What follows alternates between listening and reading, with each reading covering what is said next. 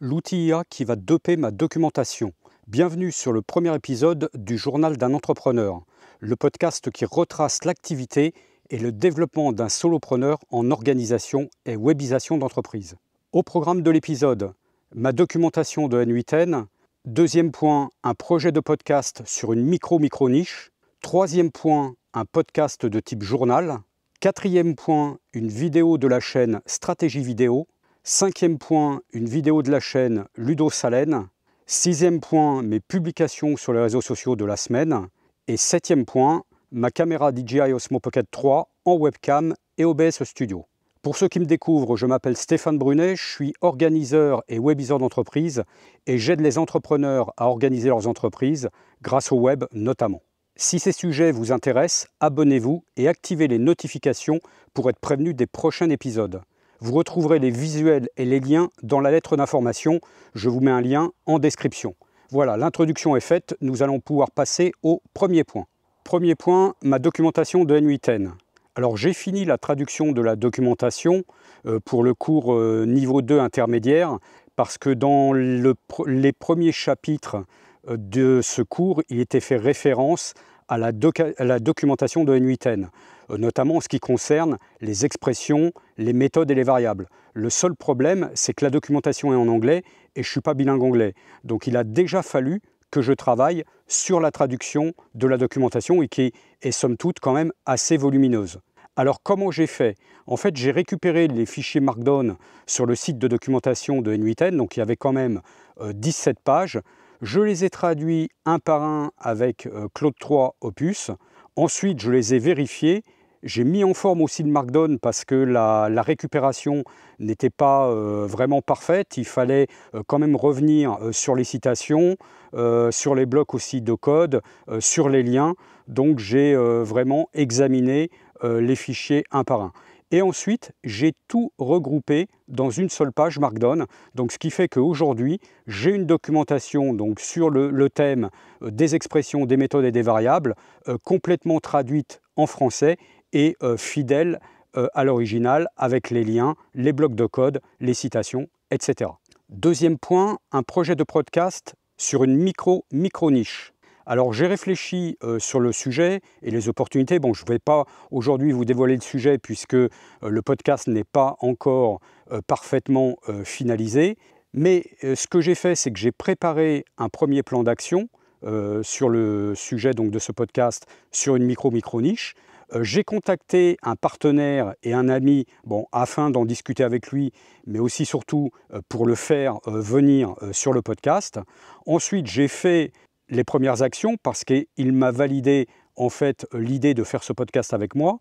Donc en première action, j'ai déjà donc créé la chaîne YouTube, la playlist de podcast, la structure de l'épisode 0 et du premier épisode, mais j'ai un problème sur le flux RSS.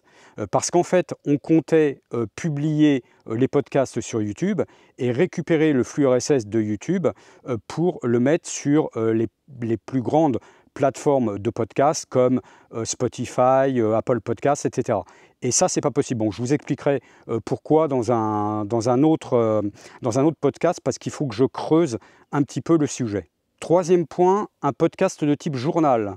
Alors là, c'est pareil, j'ai réfléchi sur le sujet et les opportunités. Bon, par contre, ça a été beaucoup plus rapide parce qu'un podcast de type journal, je vais le faire tout seul, donc je suis seul dans le projet.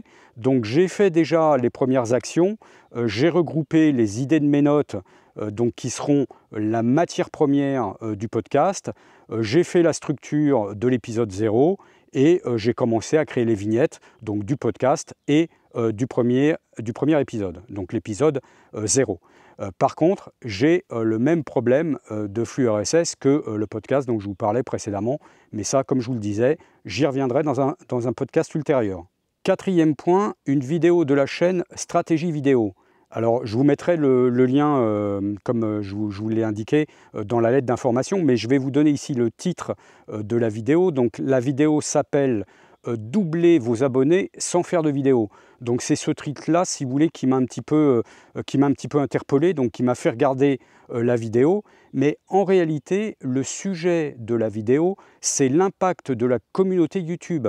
Donc la personne donc, qui fait cette chaîne YouTube donne des explications sur l'utilisation et les résultats des sondages et questionnaires, donc qui sont deux éléments de la communauté YouTube, donc sur une chaîne YouTube. Alors moi, j'avais bien vu déjà les posts de la communauté YouTube, parce que j'en publie depuis maintenant le mois de mai, donc je vois un petit peu ce qui s'y passe. Et d'ailleurs, sur les réseaux, j'ai fait un post à ce sujet sur les résultats que j'ai obtenus au niveau des réseaux sociaux avec la publication de ces posts.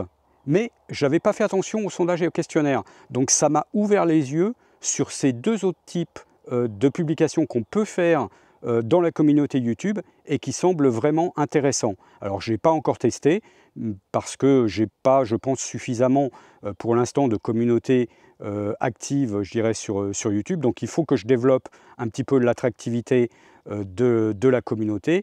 Et après, effectivement, quand je vais avoir un petit peu d'engagement sur la communauté YouTube, bah, effectivement, je ferai ce type de post, donc sondage et questionnaire. 5e point, une vidéo de la chaîne Ludo Salen. Alors pareil que la précédente vidéo, je vous mettrai le lien dans la lettre d'information, mais je vais aussi vous donner le titre. Donc cette vidéo s'appelle Notebook LLM, cette IA indispensable, tuto complet. Alors là, j'ai regardé cette vidéo parce que je suis en fait Ludo Salen pour ces questions d'IA, donc les publications qu'il fait sur l'IA. Mais là, le titre Notebook LM m'interpellait un petit peu. Donc j'ai cliqué en fait pour voir ça. Et en réalité, cette vidéo donc, parle bien de Notebook LM et c'est une IA de synthèse de sources, donc qui est non payante et qui est faite par Google. Alors qu'est-ce que l'on peut faire avec cette IA? On peut lui fournir des sources alors, de différentes natures. On peut lui fournir, alors dans la documentation il parle de Drive, donc ça j'ai pas testé parce que j'utilise pas le Drive de Google, je dirais de manière développée pour l'instant, mais donc j'ignore si on peut uniquement fournir un lien Drive ou s'il faut fournir le lien d'un fichier dans un Drive. Donc ça sera certainement quelque chose que je vais tester ultérieurement. Mais par contre, on peut fournir, et ça c'est certain parce que je l'ai testé, on peut fournir un PDF, on peut fournir du texte, donc soit un fichier texte, soit du texte copié, on peut fournir une URL, et là j'ai vu que plus récemment, on pouvait fournir un fichier Markdown, parce que quand j'ai testé, je n'avais pas la possibilité de mémoire de fournir un fichier Markdown. Alors vous allez me dire, ok c'est très bien, mais qu'est-ce qu'on peut fournir exactement en termes quantitatifs? Alors on peut fournir 50 sources, donc ce qui est quand même déjà énorme, au maximum chaque source de 500 000 mots chacune, donc ça fait au total, donc en faisant une simple multiplication, ça fait 25 millions de mots. Donc c'est énorme ce que l'on peut fournir en quantité de données à une instance de Notebook LM. L'autre point qui est également intéressant, c'est qu'on peut lui fournir dans les différentes langues gérées par Google. Et là, je pense que vous allez me voir venir. Et je vous dirai ce que j'ai fait en dernier point. Autre chose intéressante, c'est que l'on peut poser des questions sur ces sources que l'on a fournies. Donc on peut avoir des questions libres, on peut librement taper sa question, ou on peut avoir un guide des questions. Par exemple, on peut, en cliquant juste sur un bouton donc, du guide, par exemple, demander une FAQ, demander un sommaire ou d'autres éléments déjà préformatés. Alors maintenant, je vais vous donner l'utilisation que moi j'en ai fait. En fait, mon problème, c'est que sur beaucoup de logiciels libres et open source que j'utilise ou que je veux utiliser, la documentation est en anglais. Donc là, ce que j'ai fait, c'est que j'ai fourni l'URL de la documentation en anglais, des logiciels ou applications libres open source que je voulais interroger, et j'ai pu, tout naturellement, poser des questions en français sur cette documentation, et bien évidemment avoir la réponse en français. Donc là, ça facilite quand même énormément la traduction. 6e point, mes publications sur les réseaux sociaux. Alors là, j'ai publié cette semaine sur les réseaux sociaux la documentation donc, que j'ai fait sur NotebookLM pour N8N, pour donc N8N sur lequel je travaille actuellement, pour NocoDB sur lequel je compte travailler quand j'aurai un petit peu plus de temps, et également sur Budibase que je compte également aussi exploiter. Donc les trois sont des applications logicielles libres ou open source. Alors sur chacune de ces documentations, donc j'ai pu sans aucun problème faire la fac, faire un plan, donc demander un plan de la documentation. J'ai pu aussi poser des questions. Par contre, je n'ai pas pu obtenir le sommaire automatique donc dans le guide qui est prévu à cet effet. Parce qu'en fait, je pense que la documentation, l'URL que j'avais fournie était trop importante. Ça tournait, ça tournait, et ça ne fournissait pas le sommaire de l'URL. Donc là, alors soit effectivement c'est parce qu'il y avait trop de sources dans l'URL que j'ai donné, soit tout simplement aussi parce que ça buguait. 7e et dernier point, donc ma caméra DJI Osmo Pocket 3 en webcam et OBS Studio.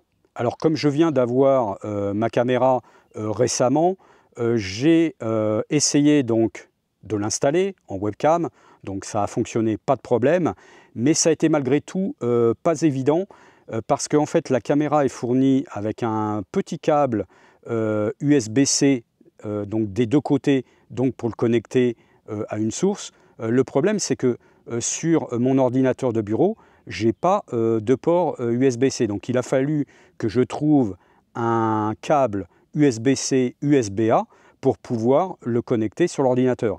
Et d'autant plus que pour que ça fonctionne, il faut que le câble soit en USB 3.2 Gen 2. Donc bon, j'avais de la chance, j'en avais un, mais bon, qui en plus n'était pas très long, donc j'ai été obligé d'en commander des plus longs. J'en ai commandé un de 3 mètres, et là j'aurais pas de problème pour positionner ma webcam sur mon bureau. Bon, par contre, il a aussi fallu que je m'y prenne à plusieurs reprises parce que j'avais déjà OBS Studio donc de lancer sur mon ordinateur, et quand je branchais la caméra donc DJI sur mon ordinateur, je ne voyais pas de résultat sur OBS Studio. Donc en fait, ce qu'il a fallu que je fasse, c'est que je ferme tout, que j'éteigne tout, je relance l'ordinateur, je branche la webcam, et ensuite je lance OBS Studio. Et là, effectivement, ça a bien fonctionné. OBS Studio a bien reconnu la webcam qui était connectée. Mais il a fallu que je m'y prenne quand même à plusieurs fois. Donc c'est vraiment pas si évident que ça. Donc c'est pas véritablement du plug and play. Alors concernant OBS Studio, je l'avais installé déjà depuis plus de 6 mois pour faire du live, donc je l'avais paramétré pour le live. Le problème, c'est qu'à l'époque, je n'avais pas de webcam, donc en fait, je n'ai jamais fait de live. Donc il a fallu que je réinitialise, que je mette à jour OBS Studio parce que la version avait un petit peu évolué depuis, et d'ailleurs fort heureusement. Et par contre, il a fallu que je le reparamètre complètement pour l'enregistrement, parce qu'aujourd'hui, l'utilisation que je vais faire de la webcam, c'est de faire de l'enregistrement. En conclusion, vous pouvez commenter pour aider au référencement du podcast. Merci de votre écoute et à très bientôt pour le prochain épisode.